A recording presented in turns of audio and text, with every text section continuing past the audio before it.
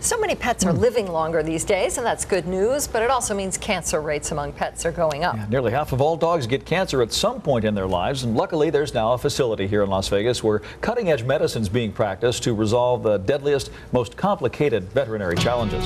The I-Team's George Knapp is here to tell us about it. Not your typical I-Team story, but it's fun. It's called the Veterinary Referral Center. There is nothing else like it in our state. It's the place where other vets send their trickiest cases, and you're about to see why. In every cage and in every corner, there's a story that'll break your heart. She's a cute little girl, though. Autumn is usually the orneriest of cats, but the cancer in her liver looks like it's spread to her bones, so she's less of a pistol than normal. This horse of a dog, sacked out in the operating room, is waiting to have his leg amputated so the tumor doesn't spread further. Sad faces, scared faces, dogs and cats on their last legs, and others on the mend, looking a bit embarrassed by their hospital garb. Nurses with them 24 hours a day. Nearly every case that comes to veterinarian Dave Mason is a referral from other vets in town. This is where the special cases are sent, the medical mysteries and lost causes, because the center is a cutting-edge facility. It looks like an operating room in a hospital. It's exactly the same size, same equipment, basically the same anesthetic protocols and machines as well. We consider that we can do pretty much everything that the human doctors can do. That means they have a CAT scan for cats and dogs. Actually, it's like a digital camera. Digital X-ray capabilities and an MRI machine made especially for animals. It's actually one of only 7 or 8 in the country. This pooch on the examination table had screws put in his neck to fix a birth defect that made it hard for him to walk. Just a couple of days after the surgery, he was up and around. The oncology room was the only one of its kind in southern Nevada. For animals like Autumn, the odds are pretty long, but at a minimum, the staff knows how to make her final days as pain-free as possible. We can cure some of them, but if they a lot of them, it's buying more time, keeping them comfortable, and kind of keeping them as good as they can be for as long as possible. The center has its own blood bank, too, and its own blood drives, so there's a supply on hand for dog and cat surgeries.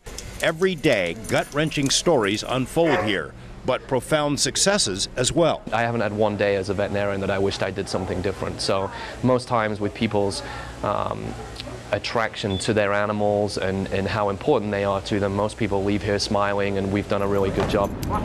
One goal is to not even let the animals know they're being treated for something. Therapy disguised as chasing a ball around the backyard. He's playing here. He's having a blast. Zandor is a very special patient, a member of the Metro Canine Unit, here to rehab a torn ACL. Over the next few months, Zandor will get to know his vet tech, Maria Sheenis, pretty well. The center is filled with shiny, high-tech equipment, but it all boils down to caring people who got into the business because they love animals. You feel pretty good about helping a dog like Xander. My mind never stops working. Like even this morning, I'm thinking, what do I have to do? And yeah, it's very satisfying. This is a job that we work intimately with the owners. They're right here with us, and we show them the exercises to do at home, and they can see the progress of their animal, and they feel good about it. So we got a little introduction there to Zandor, the Metro police dog in this story. He is not the only police dog being treated at this center. Roscoe, a drug dog with Metro, has been diagnosed with lymphoma, which is far more common in dogs than you might imagine. Tonight at 11, we'll introduce you to these 4-legged police officers and their handlers and update you on their brave battle to get back to work. And we're putting a number of assorted links on our website, including one about the need for blood. It's even more acute for dogs and cats than it is for people. And I guess, and don't quote me on this, but if you make a donation from your pet, that pet's covered for blood for the rest of its life. Yeah. Oh, my cats would love to go down there and do that. Well, just hang out. Yeah, really. It's wonderful. You know, some of the best people in the world are vets. I'm sure your cats would love that water tank, too, right? Oh, yeah. Thanks, George. Well, you know, police agencies spend thousands of dollars to raise and train those special dogs that are used in those canine units. But what happens to those animals when they get old or even sick? In Las Vegas, they get sent to Veterinary Referral Center, which uses cutting-edge technology and top-notch people to patch the dogs up, get them back to work, or at least make their lives a little easier. And George Knapp of the I-Team got an inside look at a very special place. Anyone who dreads doctor visits might wonder why Zandor is so anxious to see his vet. You wouldn't know he's a big, tough police dog. As the glass tank fills with water, he can barely contain his enthusiastic moans. He's got a lockjaw grip on a green rubber kitty and seems to think this is a game, not therapy, even when the treadmill starts up. You know, when he's at work and he's out doing his thing, he's a totally different dog. And it's work that led Zandor to the Veterinary Referral Center. He and his handler, Rick Vorse, are key members of Metro's nationally ranked canine unit, which often partners with SWAT. Xander is a 10-year-old Belgian Malinois, a very serious hombre when he's on duty. In the 6 years that we've been together, he's found about 80 bad guys, anywhere from people who have committed murders, bank robbers, car thieves, burglars. While in pursuit of a stabbing suspect a few months ago, Zandor got a little carried away and tore his ACL. He decided to play wonder dog, and he jumped over my head and said, "Look, Dad, I can fly." He cornered the bad guy but came up lame. Vorse took him to the vet. The vet referred him to this center, sort of the Mayo Clinic for special animals. Frankly, if I was in trouble, I'd want him to come and rescue me. But I have a special place in my heart for Zandor. After a dip and a treadmill trot, Zandor is given a multi-person massage. We should all have days like this. And then Officer Vorse puts him through some paces in a makeshift obstacle course. Down the hall, one of Zandor's canine colleagues is grappling with a different challenge. His name is Roscoe, and he's got a nose for trouble. You know, when you pass a dumpster, we smell trash. The dog will pass a dumpster and he'll smell every individual odor in there. He'll smell what toppings are on that piece of pizza that's laying on the top of the trash. He'll smell the dirty diaper, the tennis shoe. Let me have a listen to his heart and lungs. Roscoe, a 10-year-old Springer Spaniel, is a superstar drug sniffer, able to ferret out the most secret of hiding places.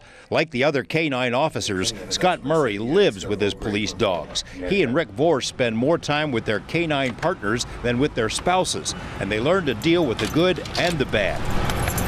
For Roscoe, the news is I was bad. petting him on the couch one day, and I was scratching him in the back of the leg here, and I noticed a lump.